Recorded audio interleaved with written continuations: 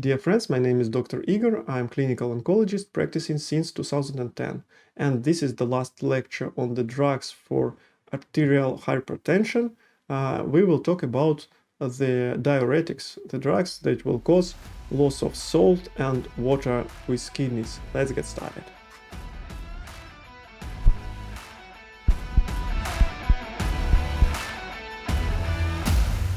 Most important diuretics that are used for high blood pressure are loop, thiazide, and potassium-sparing diuretics. This is the structural unit of kidneys. Two kidneys have more than 1 million of these structural units, normal kidney. Here there are blood vessels, and there will be filtration of fluid from blood, filtration of different substances that are not needed.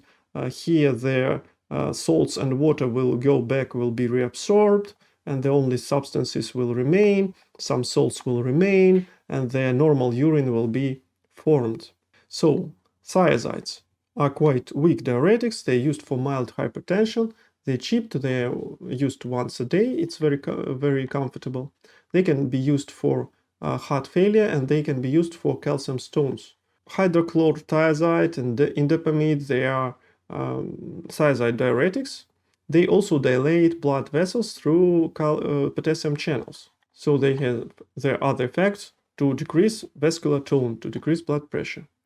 They all will lose the salts, but here thiazides, they will increase the reabsorption of calcium. They will leave calcium in the blood. They will save calcium. That's why they can be used for calcium stones, because less calcium will go to urine. But loop diuretics, they will also lose calcium. That is one of the differences. Also, loops are much more potent. And the main representative of loop diuretics are furosemide or lasix.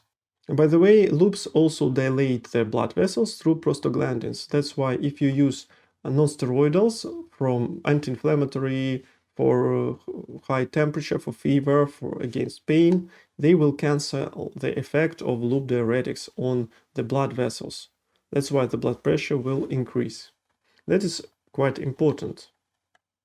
They all increase uric acid in blood. That's why it's dangerous to use them in gout. Thiazides will increase glucose in the blood and increase lipids. That's why not very good for diabetics, for example, or for patients with very high cholesterol.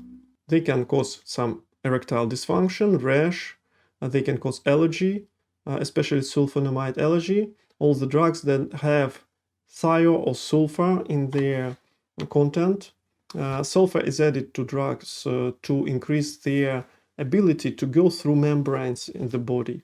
But unfortunately, some people have this their allergy for these sulfur drugs.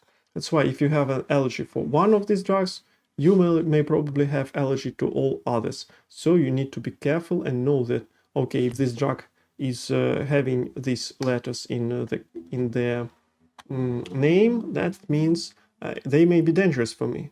But also some drugs don't have these letters in the name. That's why always use the contraindications. If they say that sulfur drug allergy, better not to use this drug.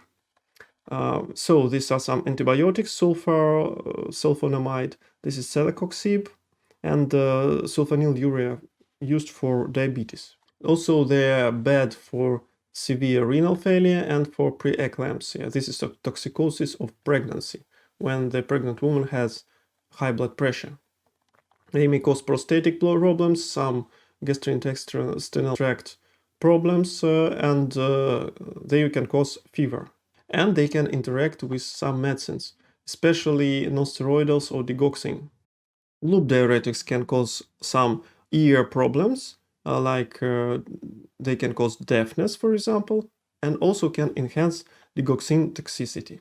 Dear friends, you should always be careful before taking any drugs. Always talk to your medical practitioner, because every drug can have some contraindications, can have some side effects, or some side effects can be used in your case if you have some other diseases, for example, and we can use them as benefit. And I hope it was interesting for you. That's all for today. Bye-bye.